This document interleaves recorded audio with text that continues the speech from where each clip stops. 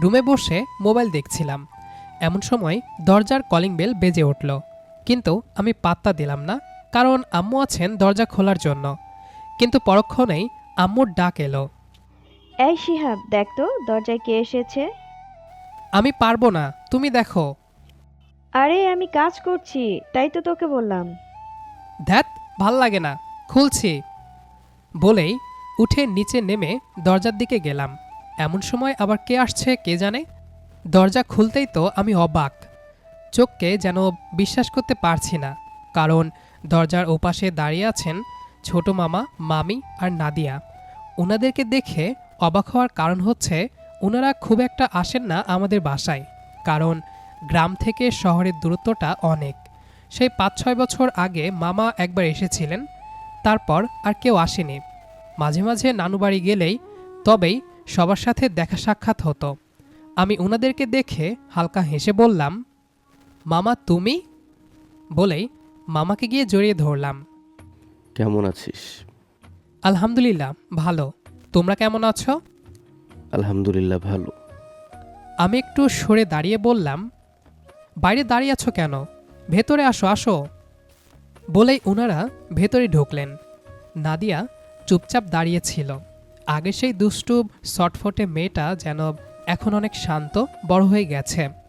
ওর দিকে তাকিয়ে আমার মনে পড়ল ছোটবেলায় নানুবাড়িতে কত ঝগড়া, খুনসুটি, দৌড়াদৌড়ি করেছি আমরা একসাথে। আজ এতদিন পর সামনে দাঁড়িয়ে আছে, অথচ দুজনেই কেমন অচেনা অচেনা লাগছে। আমি হেসে বললাম, কিরে, চিনতে পারছিস তো, নাকি ভুলে গেছিস?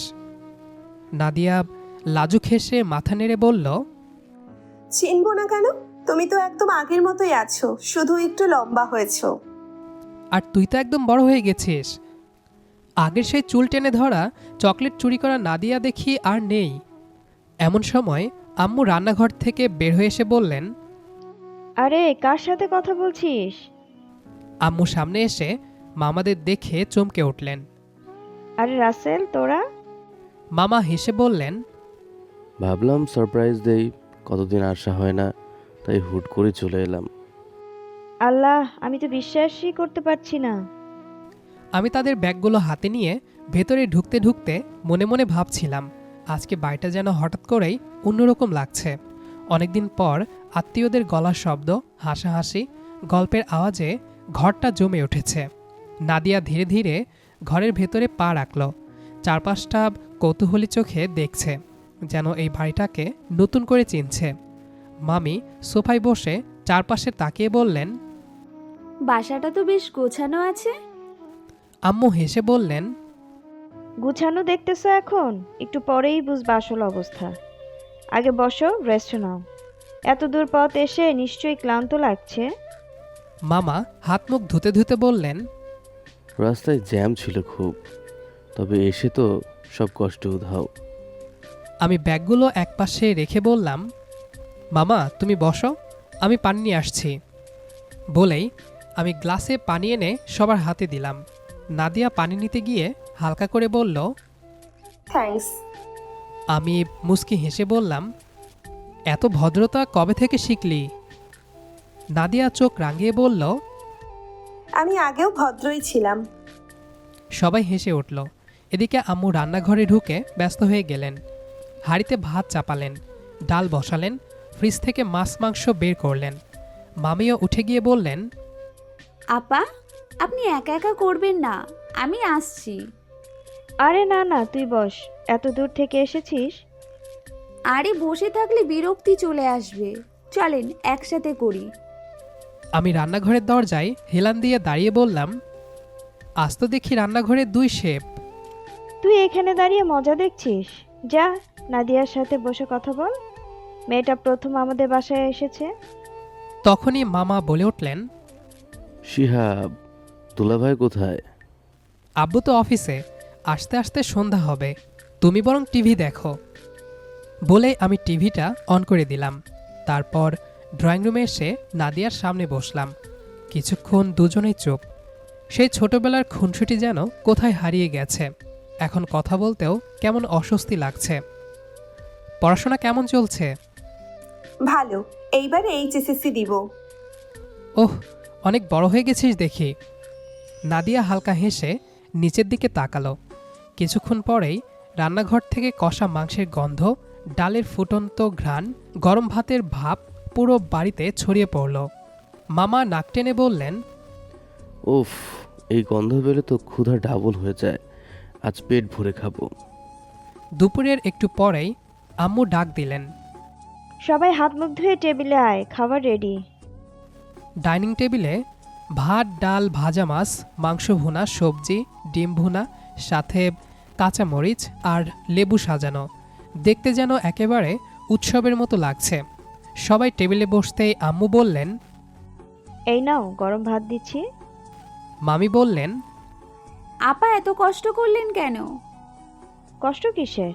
আমার ভাইয়ের বউ ভাতিজি এসেছে আর আমি রান্না করব না। আমার যে কি আনন্দ লাগছে বলে বোঝাতে পারবো না। খাওয়ার সময় গল্প, হাসাহাসি, গ্রামের খবর, আত্মীয়দের কথা, সব মিলিয়ে পরিবেশটা জমে উঠল। নাদিয়া চুপচাপ খাচ্ছে আর মাঝে মাঝে আমার দিকে তাকাচ্ছে, আবার চোখ নামিয়ে ফেলছে। আমি খেয়াল করেও না দেখার ভান করলাম। খাওয়া শেষে সবাই হাত ধুতে গেল। মামা পেট চাপড়ে বললেন, আজকে কিন্তু বেশি খেয়ে ফেলেছি। আমি হেসে বললাম, এখনও তো বিকেলের নাস্তা বাকি। না রে বাপ, পেটে আর জায়গা নেই। আমি এখন একটু ঘুমাবো। মামিও ক্লান্ত মুখে হেসে বললেন, এত দূর পথ আসার ক্লান্তিটা এখন আমি টের পাচ্ছি। একটু শুয়ে নিলে ভালো লাগবে। আম্মু সাথে সাথে বললেন, এই যে রুম রেডি আছে, তোরা গিয়ে রেস্ট নে। আর নাদিয়া, তুই এই দিকের রুমটায়। মামা মামি রুমে ঢুকে দরজা টেনে দিলেন। ঘরটা হঠাৎ করে অনেক শান্ত হয়ে গেল। একটু আগেও যে বাড়িটা হাসি, গল্প আর শব্দে মুখর ছিল, এখন যেন দুপুরের অলসতায় ঢেকে গেছে। নাদিয়া ধীরে ধীরে উঠে দাঁড়ালো। কি করবে বুঝতে পারছে না। আমি টেবিল থেকে গ্লাস প্লেট উঠাতে উঠাতে বললাম, এই দাঁড়িয়ে আছিস কেন? আয় একটু সাহায্য কর। নাদিয়া সাথে সাথে এগিয়ে এলো। কি করব বলো? এতক্ষণ তো ভদ্র মেয়ের মতো বসেছিলি, এখন দেখি কাজের মেয়ে কেমন। আমি কিন্তু ছোটবেলা থেকেই কাজ পারি, তুমি হয়তো জানো না। ছোটবেলায় তো শুধু ঝগড়া আর চকলেট চুরি করতিস। দুজনেই হেসে ফেললাম। আম্মু রান্নাঘর থেকে এসে বললেন, আরে নাদিয়া, তুই কেন কাজ করছিস? শিহাব একাই পারবে। না পপ্পি, সমস্যা নেই, কাজ করতে আমার ভালো লাগে। যা ইচ্ছে কর দুজন, আমি গিয়ে একটু শুলাম। বলেই আম্মু চলে গেলেন। আমরা দুজন প্লেট ধুতে ধুতে গল্প করতে লাগলাম। ছোটবেলার কথা, নানু বাড়ির কথা, আম গাছের নিচে বসে খাওয়া, বিকেলে লুকোচুরি খেলা, সব যেন একে একে ফিরে আসতে লাগলো। অচেনা অস্বস্তিটা ধীরে ধীরে কেটে গেল। কাজ শেষ করে আমি বললাম, চল ছাদে যাই, একটু হাওয়া খাই। এখন? হ্যাঁ, শহরের ছাদে দাঁড়ালে আলাদা একটা ফিল আসে। তারপর দুজন সিঁড়ি বেয়ে ছাদে উঠলাম। বিকেলের নরম রোদ, হালকা বাতাস, দূরে দূরে ছাদের সারি, সব মিলিয়ে এক অদ্ভুত শান্ত পরিবেশ। নাদিয়া রেলিং ধরে দাঁড়িয়ে চারপাশ দেখছে। শহরটা আসলেই অন্যরকম। ভালো লাগছে? হুম। কিছুক্ষণ দুজনেই চুপ। বাতাসে ওর চুল উঠছে। হঠাৎ মনে হলো ছোটবেলার সেই দুষ্টু মেয়েটা কোথায় যেন হারিয়ে গেছে। সামনে দাঁড়িয়ে আছে একদম অন্য একজন। আমি হালকা গলায় বললাম, তুই অনেক বদলে গেছিস।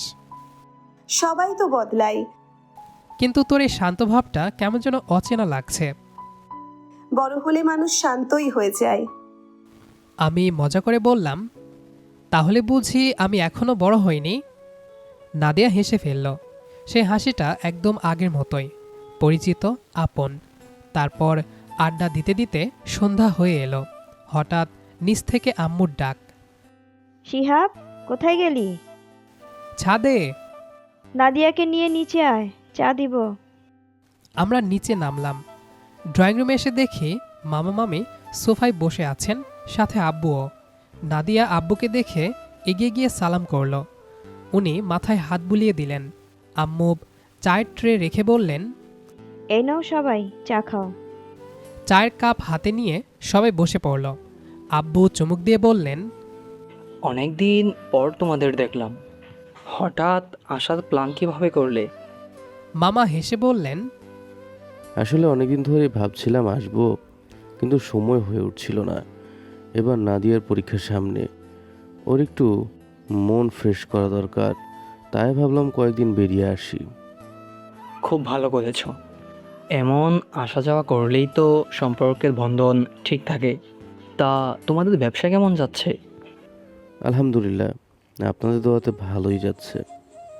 নাদিয়া চুপচাপ চা খাচ্ছে, মাঝে মাঝে কথা শুনে হালকা হাসছে। আম্মু বিস্কুটের প্লেট এগিয়ে দিয়ে বললেন, নাদিয়া নে মা, বিস্কুট খা। না ফুপি, চাই ভালো লাগছে। আমি পাশ থেকে বললাম, আরে বেশি করে খা, বাড়িতে কি খাস না খাস? নাদিয়া চোখ রাঙিয়ে তাকাতেই সবাই হেসে উঠল। চা শেষ হতেই গল্পের বিষয়টা ঘুরে গেল গ্রামের দিকে। কে কি করছে, কার বিয়ে হলো, কার ছেলে হয়েছে, সব খবর একে একে উঠে এলো। কথা বলতে বলতে সময় কেটে যাচ্ছিল।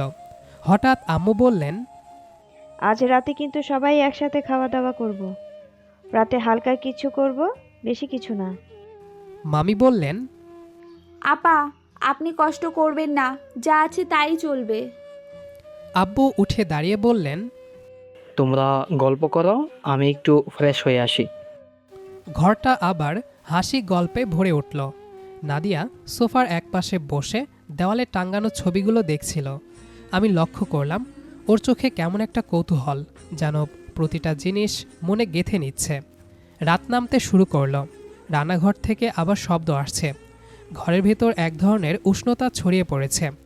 রাতে 10টা বাজতেই আম্মু ডাক দিলেন, শিহাব, টেবিলে আয়, খাবার দিচ্ছি। সবাই ডাইনিংয়ে গিয়ে বসলাম। ডিনারে সাদা পোলাও আর রোস্ট। সবাই মিলে আবার খাওয়া শুরু হলো। খেতে খেতে হাসি, গল্প, স্মৃতি সব মিলিয়ে সময়টা কেমন উড়ে গেল। খাওয়া শেষে মামা বললেন, আজকে সত্যিই খুব ভালো লাগলো, অনেকদিন পর এমন পারিবারিক সময় পেলাম। ধীরে ধীরে সবাই যার যার রুমে চলে গেল। বাড়িটা আবার শান্ত হয়ে এলো। আমি বারান্দায় দাঁড়িয়ে বাইরে তাকিয়েছিলাম। হালকা বাতাস বইছে, দূরের লাইটগুলো জ্বলছে। পেছন থেকে নাদিয়ার কণ্ঠ। কি ভাবছো? আমি চমকে তাকালাম। কিছু না, এমনিই দাঁড়িয়ে আছি। নাদিয়া পাশে এসে দাঁড়ালো। দুজনেই কিছুক্ষণ চুপ। রাতের নিস্তব্ধতায় সেই নীরবতাটাও যেন কথার মতো লাগছিল। নাদিয়া ধীরে বলল, আজকে দিনটা খুব ভালো লাগলো। আমারও। ছোটবেলার কথা মনে পড়ছে বারবার। রে, অনেক সুন্দর ছিল সেই দিনগুলো। নাদিয়া রেলিংয়ে কুনুই রেখে আকাশের দিকে তাকালো। কালচে নীল আকাশে ছড়িয়ে থাকা তারা যেন ওর চোখে আলাদা ঝিলিক এনে দিচ্ছিল। শহরে থাকতে কেমন লাগে তোমার? ভালোই, কিন্তু মাঝে মাঝে গ্রামের রাস্তাটা খুব মিস করি। গ্রামের রাতগুলো অন্যরকম। এখানে এত আলো যে আকাশটাই ঠিকমতো দেখা যায় না। আমি আকাশের দিকে তাকিয়ে বললাম, তবুও আজ আকাশটা খারাপ না। কিছুক্ষণ নীরবতা। তারপর সে বলল, আচ্ছা আমি যাই, ভীষণ ঘুম পাচ্ছে। ঠিক আছে, ভালো করে ঘুমা। নাদিয়া রুমে চলে গেল। আমি আরও কিছুক্ষণ দাঁড়িয়ে থেকে নিজের ঘরে ঢুকলাম। বিছানায় শুয়ে আজকের প্রতিটা মুহূর্ত মনে পড়তে লাগলো। অদ্ভুত এক ভালো লাগা কাজ করতে লাগলো। পরদিন সকালে ঘুম ভাঙল অনেকটা দেরিতে। চোখ মেলে দেখি ঘড়িতে প্রায় 9:30। বাইরে রান্নাঘরের শব্দ, মানুষের কথাবার্তা সব মিলিয়ে বুঝলাম বাড়িতে সকালের ব্যস্ততা শুরু হয়ে গেছে। মুখ ধুয়ে ড্রয়িং রুমে আসতে দেখি নাদিয়া আম্মুর পাশে বসে সবজি কাটছে। আমি অবাক হয়ে বললাম, এ কি, এত সকালে উঠে কাজ শুরু? নাদিয়া তাকিয়ে মুচকি হেসে বলল, গ্রামের মানুষ দেরি করে ঘুমানোর অভ্যেস নেই। আম্মু বললেন, দেখেছিস এটা কত সুন্দর করে কাজ করে? না করে উপায় আছে? 2 দিন পর শ্বশুরবাড়িতে যাবে, সেখানে গিয়ে তো কাজ তো করে খেতে হবে।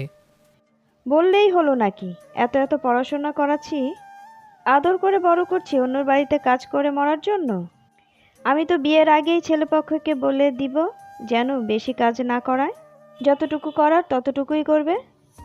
ওরে বাবা, এমন রাজকন্যাকে বিয়ে দিতে হলে তো রাজপুত্র লাগবে গো, তবেই এমনটা সম্ভব। দরকার হলে তাই করব। নাদিয়া মাথা নিচু করে হেসে ফেলল। তারপর সবাই সকালের নাস্তা একসাথে খেতে লাগলাম। নাস্তা শেষ করে সবাই যখন যার যার কাজে ছড়িয়ে গেল, ঘরটা আবার একটু শান্ত হয়ে এলো। মামারা এসেছেন দেখে আব্বু আজকে ছুটি নিয়েছেন, তাই দুজন মিলে বসে গল্প করছেন। মামি আর আম্মু রান্নাঘরে, আমি ড্রয়িং রুমে বসে মোবাইল স্ক্রল করছিলাম। হঠাৎ খেয়াল করলাম নাদিয়া বারান্দায় দাঁড়িয়ে বাইরে তাকিয়ে আছে। আমি গিয়ে পাশে দাঁড়ালাম। কি দেখছিস? কিছু না, শহরের সকালটা দেখছি। এত শব্দ, এত গাড়ি, তবুও কেমন যেন ভালো লাগে। অভ্যাস হয়ে গেলে ভালোই লাগে। তোমার সাথে দাঁড়িয়ে থাকলে আরো ভালো লাগে। কথাটা বলেই ও একটু অপ্রস্তুত হয়ে গেল। আমি কিছু না বলে শুধু মুচকি হাসলাম। অদ্ভুত একটা নীরবতা নেমে এলো দুজনের মাঝে, কিন্তু সেই নীরবতা অস্বস্তিকর না, কেমন যেন আপন। দুপুরের দিকে আম্মু বললেন বাজারে কিছু জিনিস আনতে হবে। আমি বের হওয়ার জন্য তৈরি হচ্ছিলাম, তখন নাদিয়া বলল, আমি কি তোমার সাথে যেতে পারি?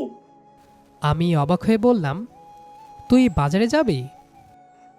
ঘরে বসে থাকতে ভালো লাগছে না। আম্মু সাথে সাথে বললেন, নিয়ে যা না, মেয়েটা একটু বাইরে ঘুরে আসুক। আমরা দুজন পাশাপাশি হাঁটতে হাঁটতে রাস্তায় বের হলাম। মাঝে মাঝে হাত ছুঁয়ে যাচ্ছিল, আবার সরে যাচ্ছিল।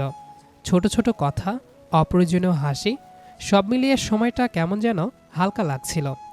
বাজার থেকে ফেরার পথে নাদিয়া বলল, তোমার সাথে হাঁটতে হাঁটতে মনে হচ্ছে আবার সেই ছোটবেলায় ফিরে গিয়েছি। কিন্তু এখন তো আমরা বড় হয়ে গেছি। বড় হয়েছি, কিন্তু কিছু অনুভূতি কি বদলাই? আমি উত্তর দিতে পারলাম না। বাড়ি ফিরে ব্যাগ নামাতে নামাতে মনে হচ্ছিল এই মেয়েটার সাথে সময় কাটানোটা অদ্ভুতভাবে ভালো লাগছে। বিকেলে ছাদে গেলে দেখি নাদিয়া আগেই দাঁড়িয়ে আছে, বাতাসে ওর চুল উঠছে। আমি গিয়ে পাশে দাঁড়াতেই সে বলল, আমি জানতাম তুমি এখানে আসবে। কিভাবে? জানি না, কিন্তু মনে হচ্ছিল তুমি আসবেই। ধীরে ধীরে কথার ভেতর এক ধরনের স্বস্তি তৈরি হচ্ছিল। আগের লজ্জা, অস্বস্তি সব যেন গলে যাচ্ছে। আমরা অনেকক্ষণ গল্প করলাম, ভবিষ্যৎ, স্বপ্ন, পড়াশোনা, গ্রামের কথা, শহরের কথা। হঠাৎ নাদিয়া বলল, তোমার সাথে কথা বলতে কেমন যেন শান্তি লাগে। কেন? জানি না, সব কিছু উত্তর হয় না। আমি কিছুক্ষণ চুপ করে রইলাম। বাতাসে ওর চুল উঠছে আর ও দূরে তাকিয়ে আছে, কিন্তু বুঝতে পারছিলাম ওর মনটা ঠিক আমার কাছেই পড়ে আছে। আমি ধীরে বললাম, সব কিছুর উত্তর না থাকলেও অনুভূতিটা ঠিকই বোঝা যায়। নাদিয়া আমার দিকে তাকালো, চোখে কেমন এক নরম দৃষ্টি। তারপর হালকা হেসে অন্যদিকে তাকিয়ে বলল, তুমি অনেক বদলে গেছো। কিভাবে? আগের মতো তেমন দুষ্টু নেই, ঝগড়াটে নেই। এখন তোমার সাথে কথা বললে কেমন যেন ভরসা লাগে। তাহলে আগে কি আমি ভয়ঙ্কর ছিলাম নাকি? ভয়ঙ্কর না, বিরক্তিকর। আমরা দুজনেই হেসে উঠলাম, কিন্তু হাসির আড়ালে একটা অন্যরকম অনুভূতি চুপচাপ জায়গা করে নিচ্ছিল। এভাবে কিছুদিন কেটে গেল। নাদিয়া আর আমার মাঝের দূরত্বটা বেশ কমে এলো।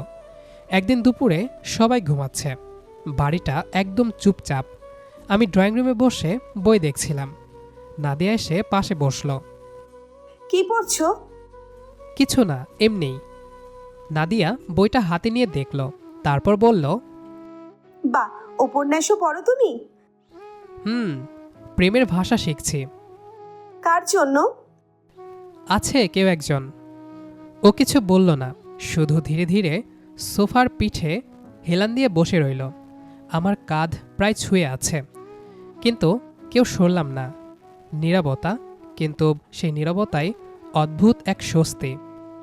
তুমি কি কখনো ভেবেছো কিছু মানুষ জীবনে হঠাৎ করেই খুব গুরুত্বপূর্ণ হয়ে যায়? আমি একটু চুপ করে ওর দিকে তাকিয়ে রইলাম।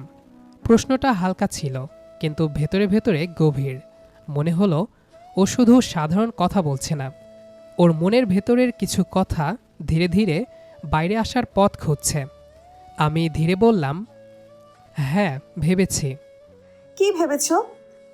এই যে কখনো কখনো মানুষ বুঝতেই পারে না ঠিক কখন কিভাবে একটা মানুষ তার অভ্যাস হয়ে যায় প্রতিদিন কথা না বললেও মনে হয় কোথাও যেন সে পাশে আছে। অভ্যেস হয়ে যাওয়া মানুষদের কি সহজে ভুলে থাকা যায়? না, বরং তারা না থাকলে তখনই সবচেয়ে বেশি টের পাওয়া যায় যে তারা কতটা জায়গা দখল করেছিল। আমি শহরে আসার পর থেকে কেমন জানি বদলে যাচ্ছি। কিভাবে? আগে মনে হতো শহর মানেই অচেনা, কোলাহল, ব্যস্ততা। এখন মনে হচ্ছে শহর মানে একটি নির্দিষ্ট মানুষ, যার সাথে থাকলে সব কিছু সহজ লাগে। আমার বুকের ভেতর হালকা কাঁপন উঠল। কথাগুলো খুব সরাসরি না, কিন্তু বোঝার জন্য যথেষ্ট। আমি চুপ করে রইলাম, কারণ বুঝলাম এই মুহূর্তে তাড়াহুড়ো করে কিছু বললে মুহূর্তটার সৌন্দর্য নষ্ট হয়ে যাবে। আমি ধীরে বললাম, আমিও বুঝতে পারছি। কি? তুই আসার পর থেকে বাড়িটার পরিবেশ বদলে গেছে। আগে এই ঘরটা শুধু একটা ঘর ছিল, এখন কেমন যেন প্রাণ পেয়েছে। নাদিয়া তাকালো আমার দিকে, চোখে এক ধরনের স্বস্তি। তোমার সাথে কথা বললে মনে হয় আমি অনেক দিন ধরেই তোমাকে সব কথা বলতে চেয়েছিলাম, কিন্তু সুযোগ পাইনি। সুযোগকে আসতে হলেও সুযোগ দিতে হয়, যা আমরা কখনো করিনি। এই বলে কিছুক্ষণ একে অপরের দিকে তাকিয়ে রইলাম। কোনো শব্দ নেই, কিন্তু নীরবতার মধ্যেই হাজার কথা। ধীরে ধীরে ওর হাতটা সোফার ওপর রাখা ছিল, আমার হাতের খুব কাছে। অজান্তেই আঙ্গুল ছুঁয়ে গেল, কেউ সরালাম না। নাদিয়া ফিসফিস করে বলল, তুমি কি কখনো ভেবেছো আমরা যদি ছোটবেলায় এভাবে বসতাম তাহলে কি এমন কথা হতো? না, তখন আমরা শুধু ঝগড়া করতাম, দৌড়াতাম, চকলেট নিয়ে মারামারি করতাম। কিন্তু আজ মনে হচ্ছে সেসব দিনের ভেতর দিয়েই আমরা আজকের এই জায়গায় এসে দাঁড়িয়েছি। নাদিয়া আর কিছু বলল না, শুধু মাথাটা সোফার পিঠে হেলান দিয়ে চোখ বন্ধ করল। আমি ওর দিকে তাকিয়ে থাকলাম, মনে হচ্ছিল এই মুহূর্তটা যেন থেমে যায়। ঘরের নীরবতার মধ্যে কোনো উচ্চারণ ছাড়াই দুজন মানুষের মনের ভেতর একই কথা স্পষ্ট হয়ে উঠছিল। একটা সম্পর্ক যা বন্ধুত্বের থেকেও বেশি, কিন্তু নাম দেওয়ার জন্য এখনও একটু সময় চাইছে। আমি খুব আস্তে বললাম, নাদিয়া, হুম? তুই আমার জীবনে খুব অল্প সময়ে খুব বড় একটা জায়গা দখল করে নিয়ে ফেলেছিস। নাদিয়া চোখ খুলে আমার দিকে তাকালো। ওর চোখে বিস্ময় নেই, অস্বস্তি নেই, শুধু এক ধরনের শান্ত স্বীকারোক্তি, যেন এই কথাটা সে আগে থেকে শুনবে বলে জানতো। নাদিয়া ধীরে বলল, আমারও ঠিক একই রকম লাগে। মনে হয় অনেক দিন ধরেই তুমি ছিলে, শুধু বুঝতে একটু দেরি হয়ে গেছে। হয়তো আমরা আগে বোঝার বয়সে ছিলাম না। ঘরটা নিস্তব্ধ, জানালার ফাঁক দিয়ে আসা বাতাসে পর্দা দুলছে। দূরে কোথাও ঘড়ির টিকটিক শব্দ শোনা যাচ্ছে, অথচ সেই ছোট্ট শব্দের মাঝেও মনে হচ্ছিল আমাদের দুজনের হৃদস্পন্দনটাই সবচেয়ে স্পষ্ট। আমি খুব ধীরে বললাম, তুই যখন প্রথম দিন দরজায় দাঁড়িয়েছিলি তখন ভাবিনি এভাবে সব বদলে যাবে। নাদিয়া মুস্কি হেসে বলল, আমি কিন্তু সেদিন থেকেই একটু একটু করে বুঝছিলাম। কি বুঝছিলি? তোমার সামনে দাঁড়ালে কেন যেন অকারণে ভালো লাগে। তুমি পাশে থাকলে কথা না বললেও শান্তি লাগে। তোমাকে না দেখলে কেমন যেন খালি খালি লাগে। কথাগুলো বলেই লজ্জা পেয়ে অন্যদিকে তাকালো। ওর গাল লাল হয়ে উঠেছে। আমি একটু এগিয়ে গিয়ে বসে বললাম, নাদিয়া, হুম? জানিস এই কয়েকদিনে তুই আমার প্রতিদিনের অভ্যাস হয়ে গেছিস। সকালে উঠলে তোকে দেখতে ইচ্ছে করে, রাতে ঘুমাতে যাওয়ার আগে তোকে মনে পড়ে। এটা শুধু ভালো লাগা না, হয়তো এর থেকেও বেশি কিছু। নাদিয়া নিঃশ্বাস ফেলে বলল, আমারও ঠিক এমনই হয়। তাহলে বলিসনি কেন কখনো? নাদিয়া বলল, আমি ভয় পাচ্ছিলাম যদি তুমি এমনটা না ভাবো। আমি বললাম, আমি তো ভেবেছিলাম তুই হয়তো কিছুই বুঝিস না। সব বুঝি, শুধু বলতে ভয় লাগছিল। কিছুক্ষণ দুজনেই চুপ। সেই চুপের ভিতর আর কোনো দ্বিধা নেই, শুধু স্বস্তি। আমি ধীরে হাত বাড়িয়ে ওর আঙ্গুলগুলো আলতো করে ধরলাম। ও হাত সরালো না, বরং আঙ্গুলগুলো শক্ত করে জড়িয়ে ধরল। আমার গলায় কাঁপন চলে এলো। এতদিনের অদ্ভুত অনুভূতিগুলো যেন এক জায়গায় এসে জমা হলো। আর লুকিয়ে রাখার মতো কিছু রইল না। আমি ধীর কণ্ঠে বললাম, I love you Nadia. Nadia কিছুটা চমকে উঠল এই কথা শুনে, তারপর মৃদু হেসে বলল, I love you too mister handsome. বলেই দুজনে হেসে উঠলাম। আসলে কিছু সম্পর্ক ছোটবেলার খুনসুটির ভেতরেই শিকড় গেঁথে থাকে, শুধু বড় হওয়ার পর সেগুলোতে ভালোবাসার ফুল ফোটে। শিহাব আর নাদিয়ার এই মিষ্টি প্রেমের গল্পটি আপনাদের কেমন লাগলো তা কমেন্টে জানাতে ভুলবেন না। ভালোবাসা বেঁচে থাকুক প্রতিটি হৃদয়ে, প্রতিটি ঘরে। আজকের মতো এখানেই বিদায় নিচ্ছি। দেখা হবে নতুন কোনো গল্পের সাথে। ততক্ষণ সবাই ভালো থাকুন, সুস্থ থাকুন। আল্লাহ হাফেজ।